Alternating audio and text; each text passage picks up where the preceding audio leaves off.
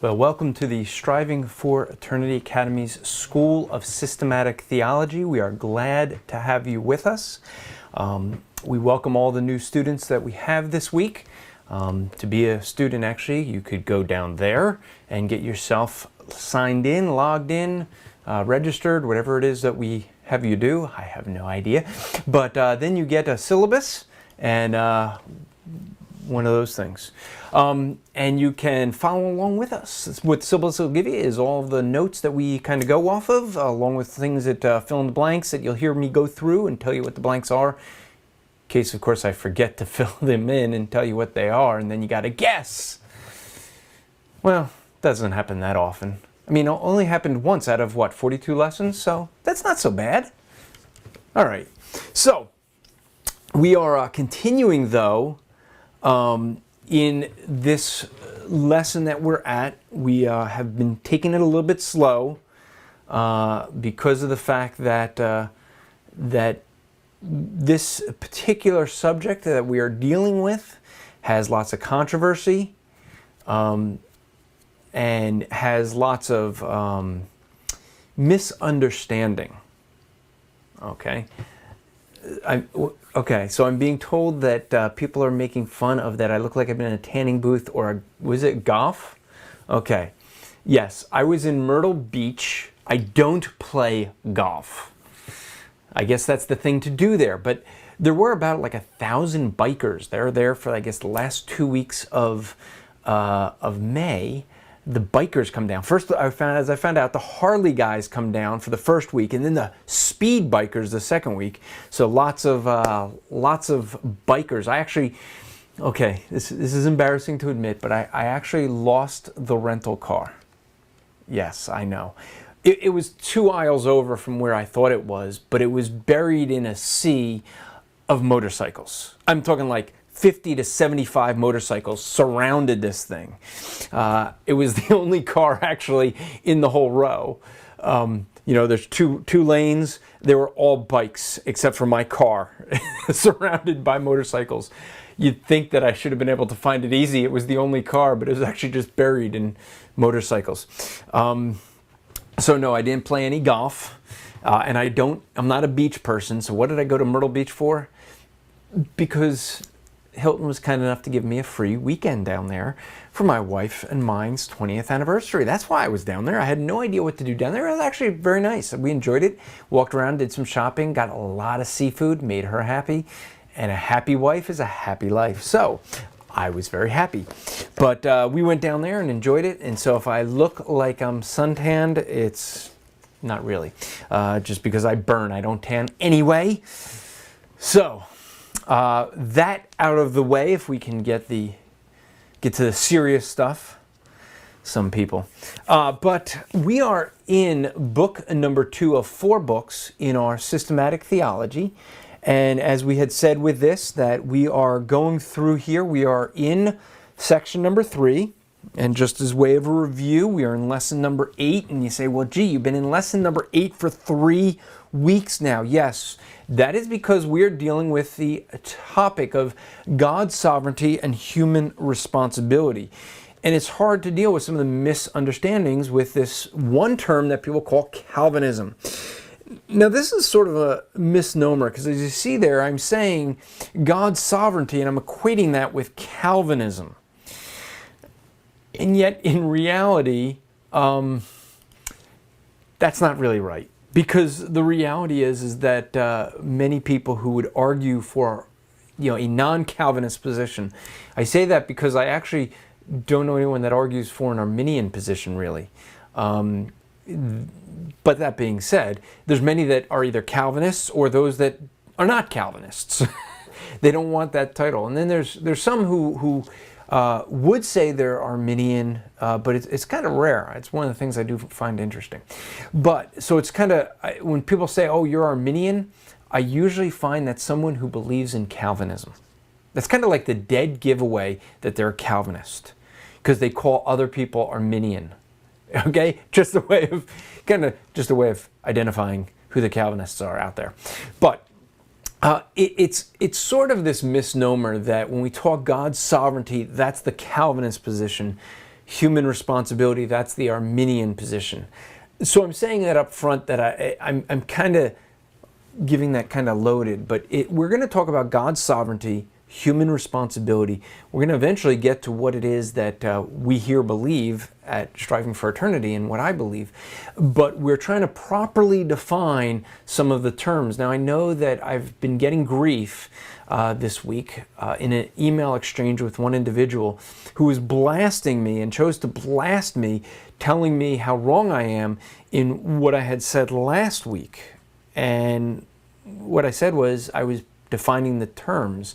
I asked what I said that was an incorrect definition of the terms. And the person got really upset, and it was really interesting. What he was trying to say was that I was putting God inside of time, when my whole argument was that we are not putting God inside of time. So it was like, how am I doing that? And he was trying to make the case, and I think this really started by something that was said on Facebook earlier, but oh well. So let us do a quick review. I just want to be clear that what we're doing is going through, we started by looking at what Calvinism is. Calvinism is, if you've just tuned in, and this is the first time you've ever tuned in, you really should go back to lesson 1. But if you're really only interested in the Calvinism, Arminianism issue, okay, you got to at least go back 2 classes, all right, to God's sovereignty, human responsibility, Calvinism, Arminianism, part 1, not part 3. Bad place to start. But you really should go back to lesson 1. Why? Because if you've been following with us, you know that I've been saying this is all rooted in a proper understanding of who God is in his nature and attributes. When you understand those things, these things become clearer. I've often said that my understanding of this whole Calvinism, Arminianism debate is solved really in Genesis 1:1, in the beginning God. Before there was time, there was God. And God didn't observe and to learn things, okay? So when we understand God's character, that he's eternal, we understand his character, that he's omniscient, those 2 attributes alone really answer a lot of the debate that you hear people talk about. They talk about God, when it comes to this doctrine of salvation, as if God is either in time having to make decisions based upon decisions we make, or react to something we do, as if he had to first observe us and learn from us before he could choose to do something.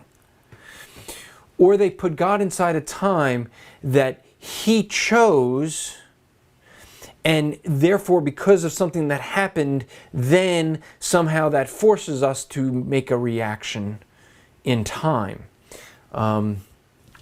So essentially, we end up realizing that a lot of people have misunderstandings with this. They'll sometimes say things like, well, God looked down the tunnels of time and he observed who would be saved, and then he elected them.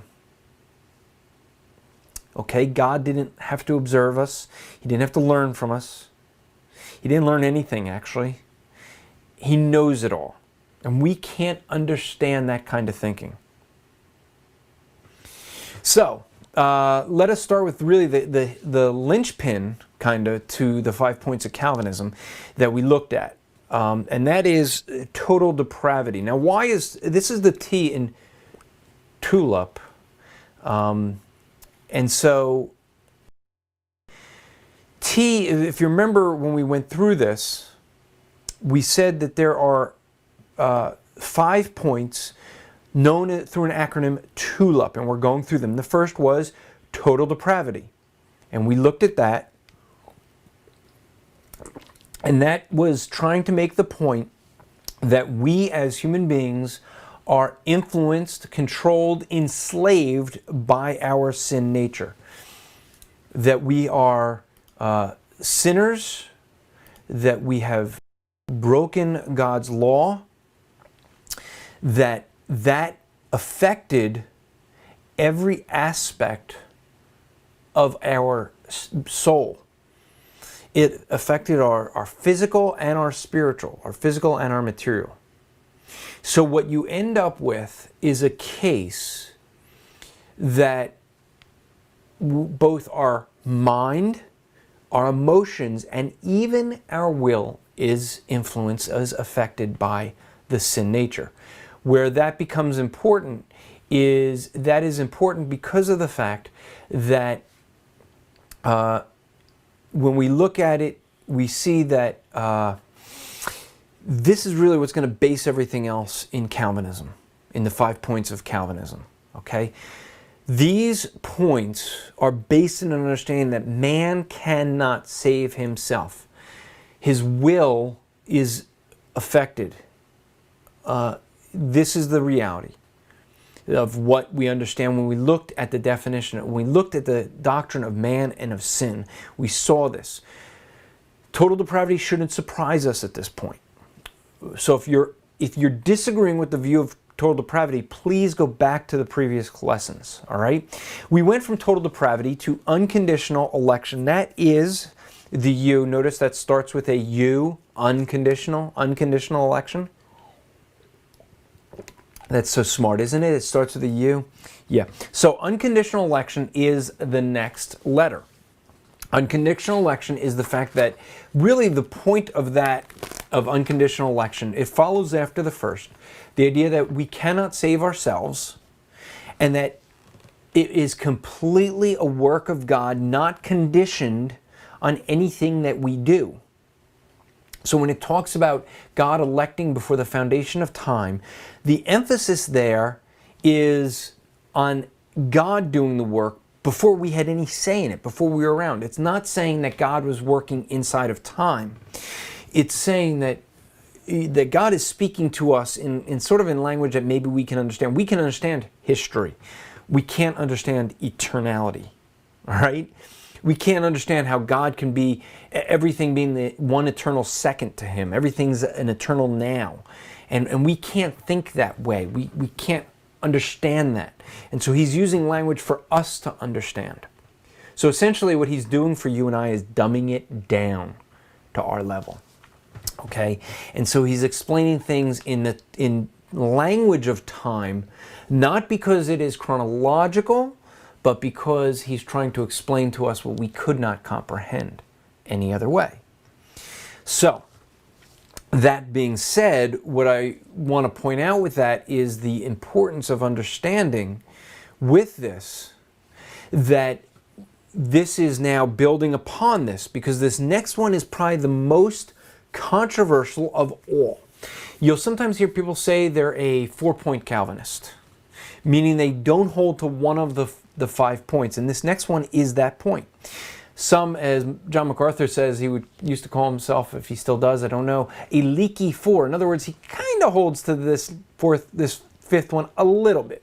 What is it? The L stands, if you have your syllabus, Limited Atonement. Limited Atonement. Give you a chance to write that down. All right. Limited Atonement is, as I said, Limited Atonement is perhaps the most misunderstood doctrine of the 5. Okay? Some take this doctrine to mean Christ's atoning work on the cross was performed only for the elect. And that's your blank there. Only for the elect. That's the blank, is elect. And therefore, salvation cannot truly be offered to the non-elect. Now, however, the confusion is in the difference between the offer, that's your next blank, the offer of salvation, meaning the gospel, and the application, that's your next blank, application of salvation, which is the atonement for redemption. So there's 2 ways to understand this doctrine. Now, many people would hold, this is why some people say they're a leaky 4.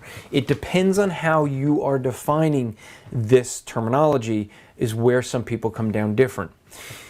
Some people will say that Calvinism properly understood is that limited atonement means that the work that Christ did on the cross was a work only for the elect.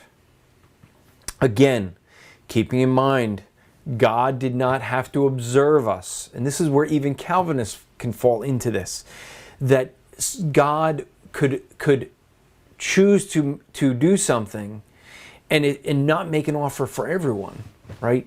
The reality is God didn't have to observe us to know who would believe and who wouldn't believe. He knew it. So in a sense, in a very real sense, when Jesus Christ was on that cross, being God, He knew absolutely who would receive eternal life and who this gift that He offered would be applied to. In other words, He knew those who would be redeemed, and He knew those who would not.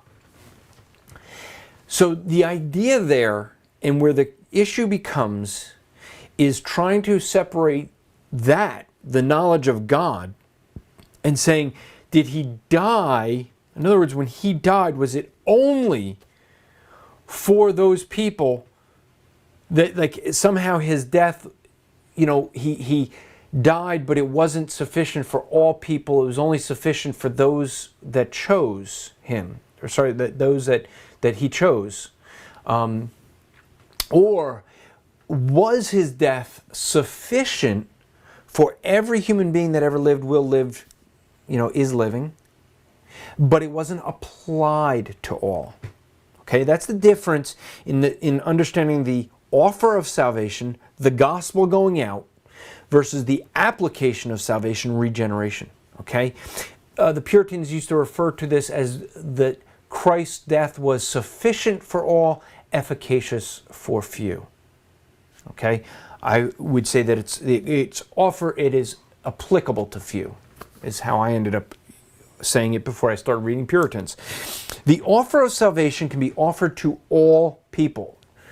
This is the reason why some people may have a misunderstanding. They say a Calvinist can't go out and share the gospel because a Calvinist doesn't believe that the gospel can be offered to unbelievers.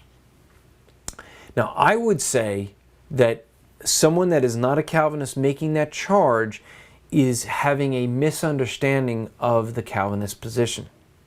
Okay? The reality is most of the guys I know that are out there on the streets would call themselves Calvinists. Okay? And the thing is that they would go out on the streets and proclaim the gospel because, well, quite simply, we don't know who the elect are.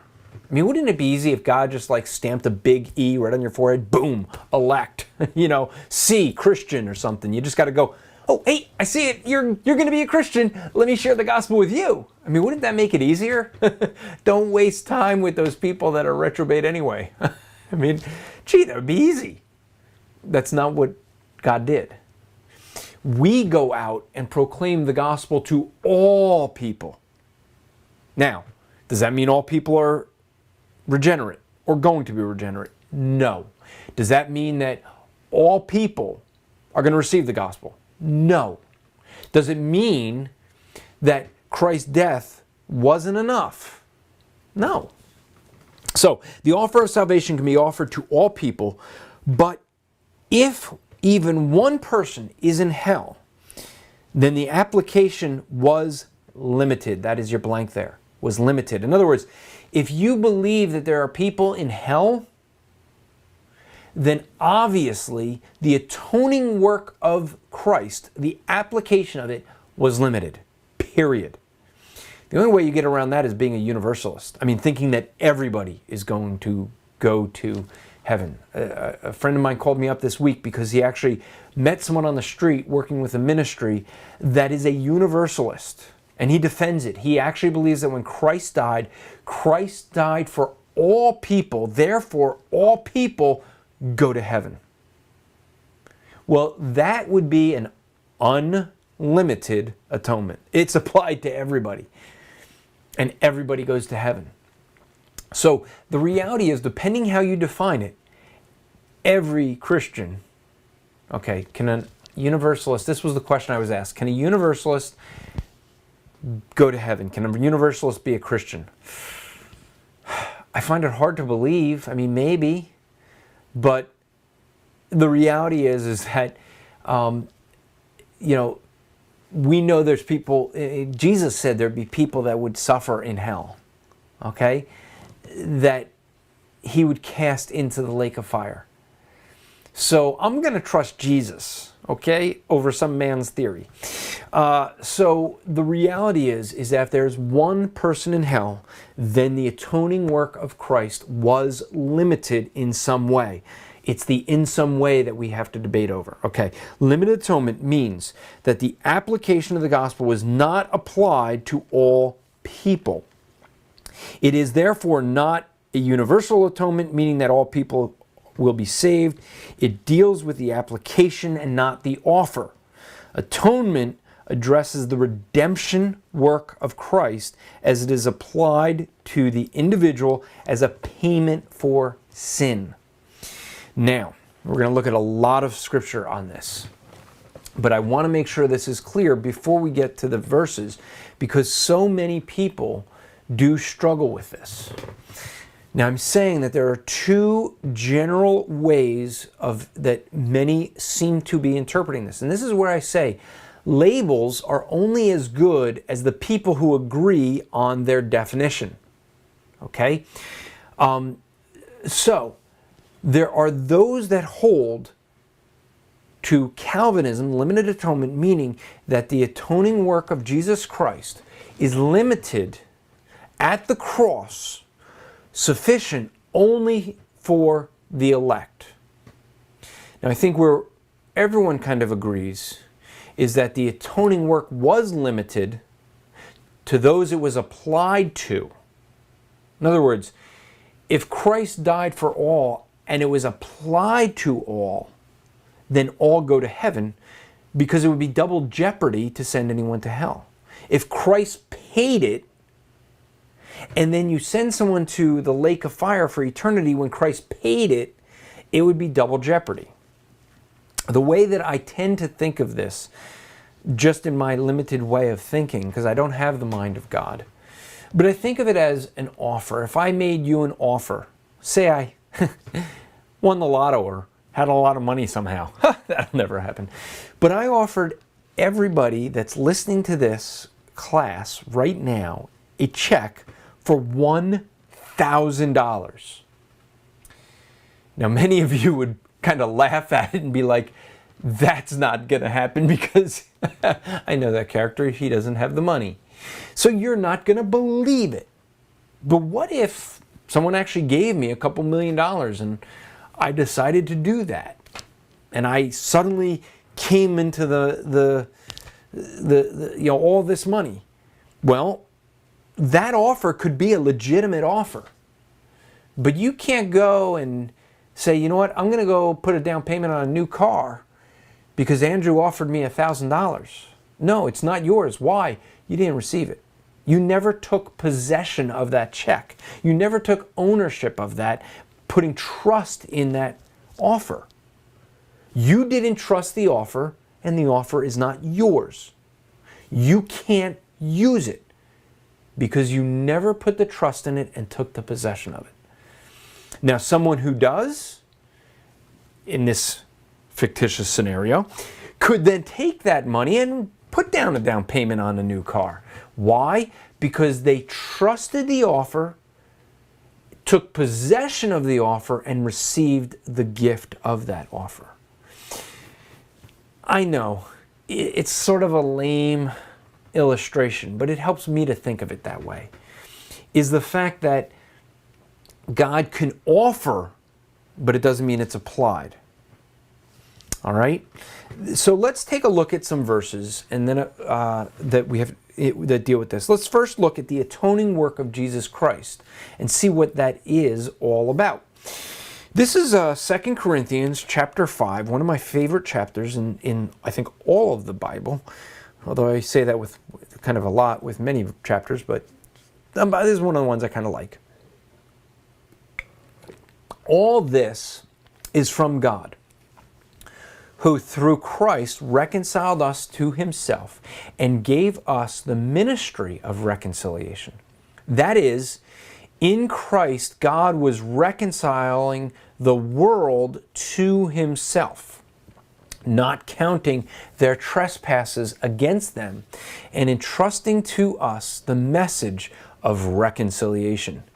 Verse 21, for our sake he made him to be sin who knew no sin, so that in him we might become the righteousness of God. I love that passage. So let's look at that. What it's saying is that God reconciles us to himself and actually gives you and I a ministry of reconciliation. That's us going out and sharing the gospel. That in Christ, God was reconciling the world to himself. Now, what's the meaning of the world? Is this world limited? And this is where you get into the different definitions. If you believe in the definition of limited atonement, meaning that it was limited at the cross only for the elect, then this world, this reconciling the world, is a limited world. It means world where those that would hold to that position will argue that this means all people of the world. Okay? Those who make a distinction that it is the offer is for all, but it is limited in its application, can see this as God reconciling the world, the whole world, that his death could go out, the message of his death can go out to the world, and easily he's calling them to himself, but they're not taking possession of that. Now, do they take possession of that, or does God take the possession of that? We're going to look at that actually next class when we look at irresistible grace. So that I would actually argue irresistible grace should be before limited atonement, but in a logical ordering. But that said, so we have here that God does the reconciling. He gives us a message of reconciliation, and that message is, verse 21, that he, for our sake, made that, he became sin, who knew no sin, that in him we might become the righteousness of God. That is the message that we go out and proclaim. Let's look at one more in Titus chapter 2. In Titus chapter 2, we see here that it says, who gave himself for us to redeem us from all lawlessness and to purify for himself a people for his own possession who are zealous for good works. Now, who's doing all the work in this? When we look at this, who's the actor? God. God gives himself. He does the redeeming. It's all for him. Okay? But notice, he's saying that it's him doing it to purify a people of his own possession who are zealous for good works. That's not everybody. Not everyone's in that camp. Okay? 1 Peter 3:18. For Christ also suffered once for sins, the righteous for the unrighteous, that he might bring us to God, being put to death in the flesh, but made alive in the spirit. So here you see that Christ suffered once for sins. Him being righteous, he suffered for the unrighteous, that he might bring us to God. Who is it that brings us to God? Jesus brings us to God. Okay? Being put to death. So this is not everybody. So here again we see that the suffering, how is this suffering? Is it that, again, in the two views, if you're in the first camp, this suffering once for sins was only for the sins of the elect. If you hold to the second view, then this suffering once for sins was the sins of the whole world, offered to all legitimately, but not applied to all. Okay? Let's look at one more verse dealing with this atoning work of Jesus. Romans 5:8-10. But God shows his love for us in that while we were still sinners, notice our current state, this is going back to total depravity now, that while we were still sinners, Christ died for us. So this is Christ doing the work here. This is the atonement. Christ died for us. This is the act of his love for us. Verse 9, since therefore we have now been justified by his blood. So how does that justification come? By his blood, by his work. Much more shall we be saved by him from the wrath of God. So it's Jesus that does the saving. He's the one that does the work, saves us from the wrath of God. Verse 10, for if we, while we were enemies, we were reconciled to God. Notice that we were enemies of God, and God reconciled us while we were in a state of being an enemy of God. We were reconciled by God, the death of his Son. That was how we're reconciled, by the death of his Son. Much more now that we are reconciled, shall we be saved by his life. So what you see there in that, I hope, is that the work that regenerates us, the work that saves us, that atoning work is all Jesus Christ. It's all God. He takes the full credit. We cannot atone for ourselves. Period. End of discussion. End of story. We can't. That's what every other world religion is trying to do. And someone said this today, I thought it was really interesting. Even atheism. That's right. Even atheism is trying to atone for their work. You know how they choose to do it? By trying to deny God altogether. Pretend he doesn't exist. And say, I'm not accountable to him. Therefore, I have nothing to atone for. Because if there is no God, there is no standard of morality. If there's no standard of morality, then I've done nothing wrong. And there's nothing to atone. You see, even atheism is trying to atone for their works. So, what we have there is every world religion is in that camp. This is what makes Christianity unique, is that the reconciling work, the atoning work was done by Jesus Christ, by God Almighty. It's him who gets all the credit. It's God who did all the work. It's God who gets all the honor, all the praise. Okay? It's God. He's the one who can make the offer. He's the one who did the work. He's the one who will reconcile. He brings people to himself. Okay?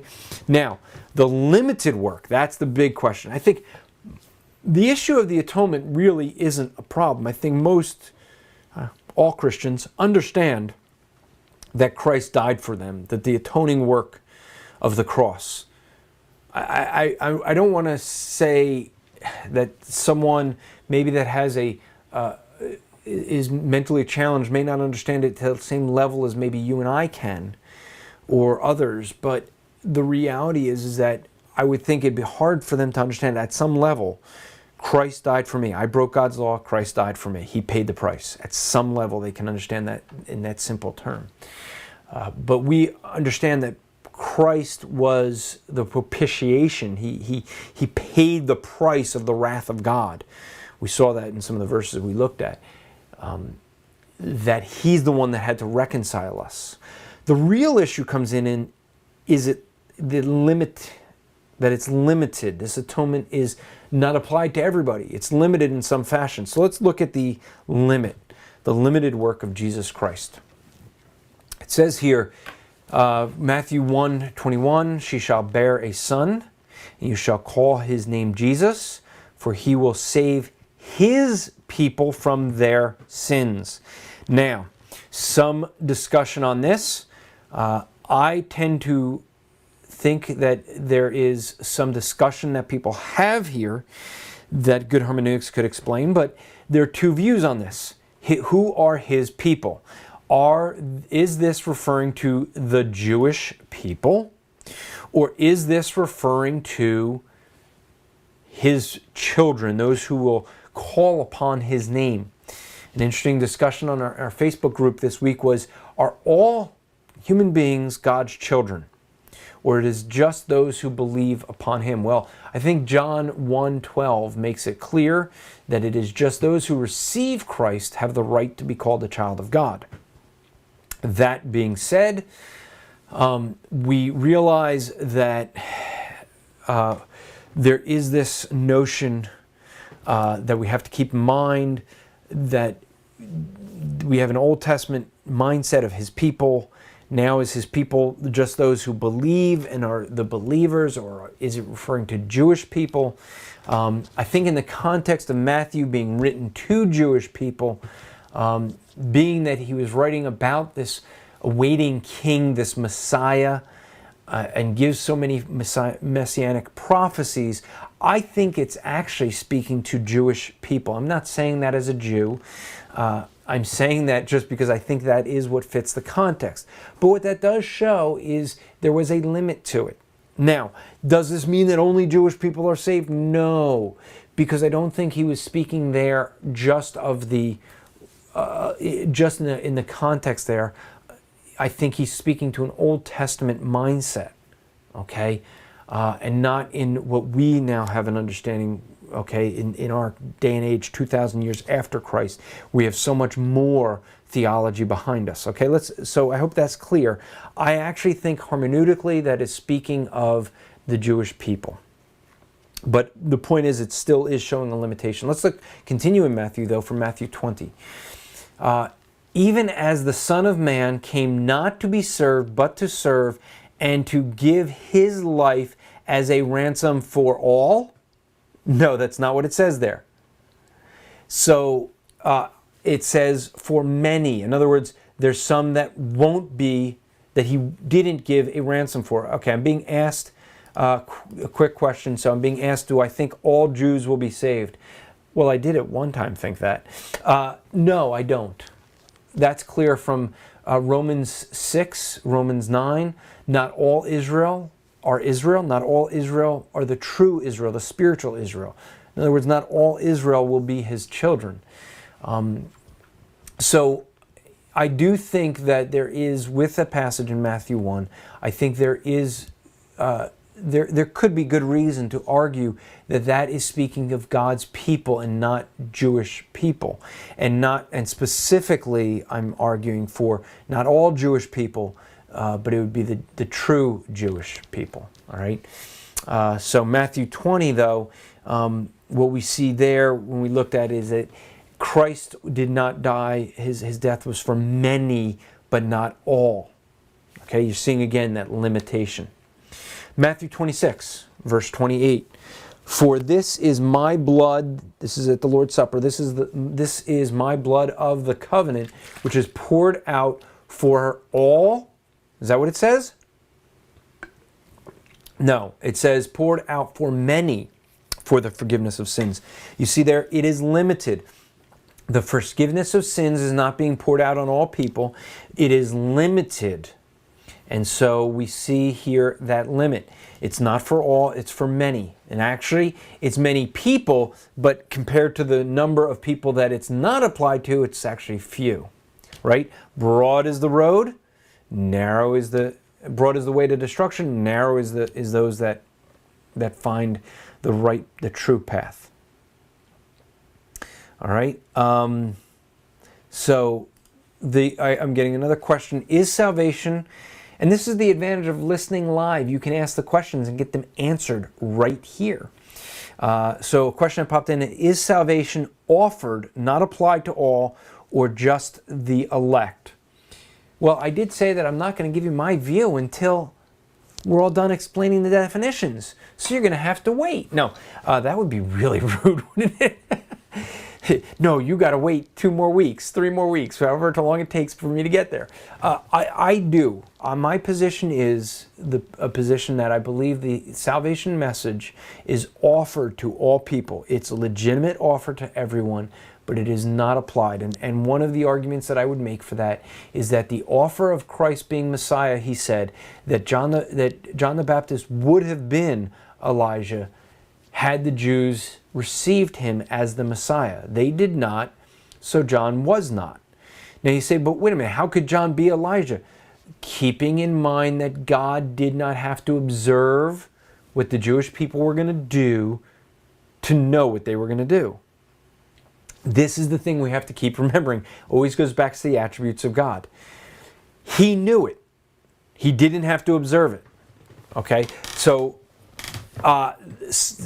God can offer something he can offer himself to the Jewish people, knowing with an absolute knowledge that they would reject him. And therefore, he could bring John the Baptist, who is a type of Elijah, comes in the power and ministry of Elijah, but is not Elijah.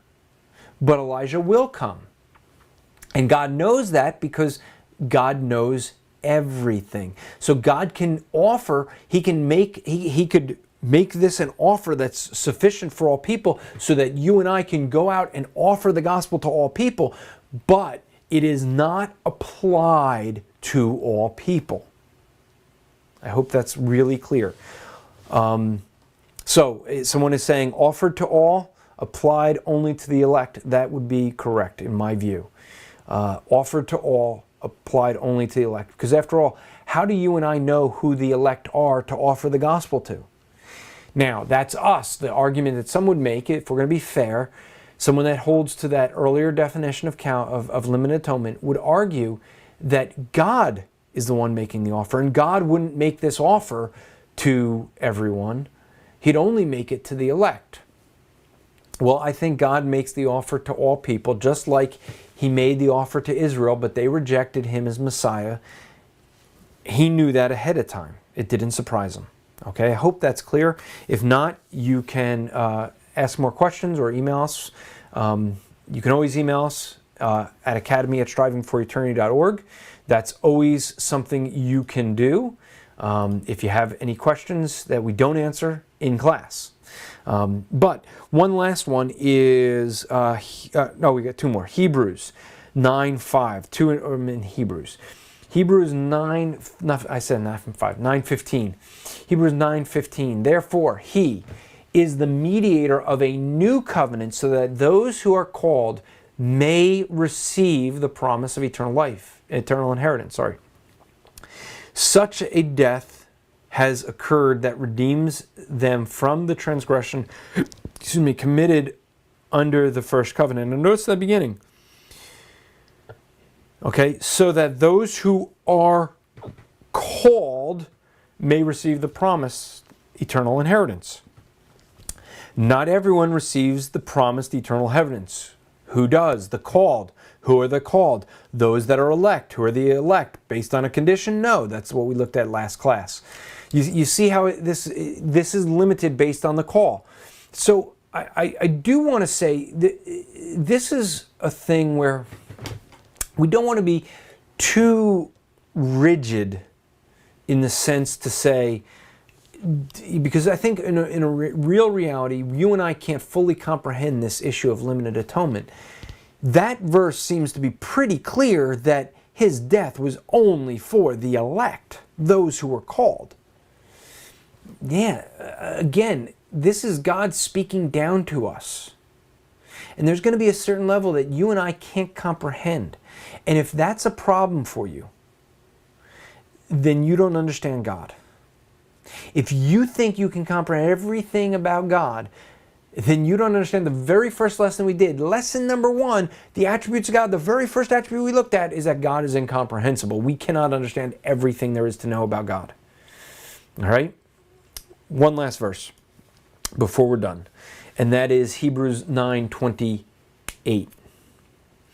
So Christ, having been offered once to bear the sins of many, not all, of many, will appear a second time, not to deal with sin, but to save those who are eagerly waiting for him. So who is it that are saved? Those who are eagerly waiting. Sounds like it's not all. It sounds like it's the elect. Yes, I know. That's exactly how it sounds. And that's the thing that we have to realize, is that this is something, I'm trying to explain this as simply as I can. That's one of the, what I think we're trying to do here with these classes is make it as simple as possible for you to understand them. Okay? Giving lots of review. We can use the big terminology. I mean, if you want to sit and talk about supralapsarianism versus supralapsarianism, we can sit and discuss those things.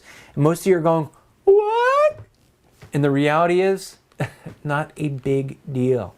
Don't even get into those things. Why? Those are like the Ivy League debates. Okay, in the Ivy Tower debates, I mean, that's where the people want to debate over some of the things, and there are importance of some of these things, but some of them are just, we're trying to explain what we can't understand. We can't understand the mind of God. We are finite beings trying to understand the infinite.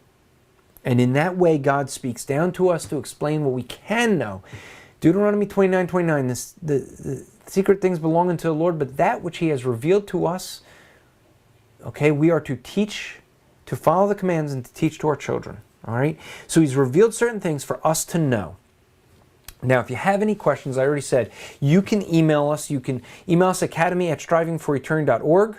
You can get into our Facebook group on Facebook, Striving for Eternity group. We have more and more and more and more and more people joining lately.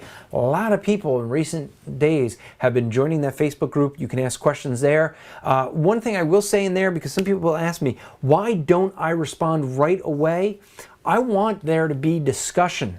I don't want to come, because sometimes if the teacher gives the answer, guess what? Everyone just shuts up. I want to foster discussion. So go to the Facebook page, put out a question. Let's all get in on the discussion. One way to know where I am is I'll like your comment if I think it's right. Just saying. A lot of people have kind of figured that out, that's my way of agreeing until there's been enough discussion that maybe then I'll weigh in. But go to our Facebook group and you can weigh in, you can ask questions, you can discuss, but it is a group, an area where to facilitate questions and have discussion, where if you email us, you only get me or someone else responding, but if you do it on the Facebook group, we all get in on it. So the other thing you could do is, if you want a syllabus or you just want some of our cool products, go to the store at strivingforeternity.org. We are anxiously looking to ship things out to you. So please go there. There will be some updates coming up soon on the website. I know there's going to be some new images coming up on the store that that may even have been done. Is it? You don't? Okay. We don't know if it's been done yet. There is going to be some new images coming up. No, it hasn't. Okay, it has not. The new images have not been up yet, is what I was just told. And but they will be coming, and we will encourage you to log in and check for that and buy things. Keeps us going. But we do want to encourage you to do that. We also want to say is only a few weeks, actually we're 2 weeks away from the Ohio fire. I better get working on my message. No, it's actually in pretty good shape. But Ohio fire, there are going to be a lot of bloggers and radio personalities there. We got Witness Radio, Ryan will be there. We got Blog Talk Radio. Who is G22, G220 will be there. We got some bloggers that'll be there. It's going to be a lot of cool activity going on. Okay, thank you. I was supposed to say that there'll be pre-ordering of T-shirts. How are they going to get the pre-order? Well, I guess they can pre-order T-shirts at, okay, so we'll just send them right to Mitch@strivingforeternity.org. Mitch@strivingforeternity.org if you want to pre-order a T-shirt. We have T-shirts coming in that will be at the Ohio Fire. After that, we'll put them up on the website. And so you can, if you want to see them, I hope he has a view of them. But 2 weeks, go here and register now. Why? Because we got resource bags and we got to stuff them, and we don't want to stuff them to the last minute. So register to get your resources. What do you get? Should I say? Okay. Secret. I'll let you know. At Ohio Fire, if you show up and you register, you get a brand new MacArthur Study Bible. Yes, they're being shipped out. They're being driven out. But there will be brand new MacArthur Study Bibles. You want to make sure you register to get your copy. Can't guarantee that it's going to be at every one of the events, but we have a lot of cool things that are going to be in the resource bag. Jersey Fire, not too far away, so make sure you start looking to register for that and do it soon. All right? Now, We have been kind of on a trend here with our brother of encouragement, and I figured I would be wrong if I didn't kind of, well, throw in the third wingnut into the group. Mr. Colin Pearson is going to be our brother of encouragement this week. What does Colin look like? Well, there you go. There you go. The face you make when people tell you they haven't listened to your podcast yet. That is our brother Colin Pearson. He's known as, on the Bible thumping wingnut, as the Care Bear. Because he's, I guess, so caring. He shares the podcast in love. So you'll have to go to NorCal Fire to talk to him and meet him and ask him, why that is, because that's where he'll be representing the Bible Thumping Wingnut. But you can listen to Bible Thumping Wingnut on Mixlr live when they call me on my vacation. But they did. But you can listen to them live on Mixlr. You can listen to them Sunday nights when they rebroadcast on Blog Talk, and then they put it up, I think, onto iTunes sometime later. So that's some ways you can listen to them. Colin, however, is a guy who's really studying out the theology. He's, I guess, in the minds of the listeners of Bible Thumping Wingnut, a Care Bear. I forget which Care Bear was he? Do you remember? I forget which Care Bear, but they refer to him as Calling Colin because he called in a show and they were all confused because it was Calling Colin. So you can call Colin, give a shout out to Colin in Facebook in our group. I don't know if he's been invited. If he hasn't been invited, then someone invite Colin to the Facebook group. But we want to encourage you to encourage him. We always want to encourage you to be encouraging someone each week. And he is the brother that we want you to encourage this week. So we've gotten all three of the wingnuts, the Bible thumping wingnuts, have now all been encouraged, I hope, by you. And the best way you could encourage them, well, subscribe to their podcast. That would be a great encouragement. All right?